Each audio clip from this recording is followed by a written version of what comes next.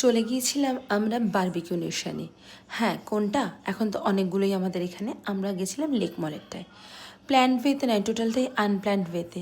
আমরা জানি টেবিল তো বুকিং করতেই হয়। তো আমরা গিয়ে জিজ্ঞেস করলাম, তখন ওনারা বললেন যে আমরা বুকিং করার একটা ডেট বা কিছু ঠিকঠাক করছিলাম, সেই জন্য আমরা জিজ্ঞেস করছিলাম।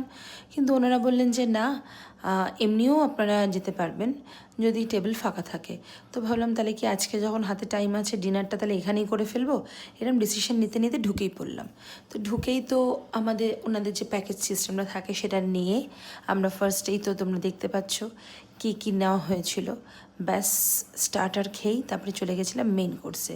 শ্রীমন্ত তো স্যুপ, ফল এগুলো থাকবেই, কিন্তু আমার তো স্পেশাল বিরিয়ানি আর মাটনের আইটেমগুলো না হলে তো হবেই না।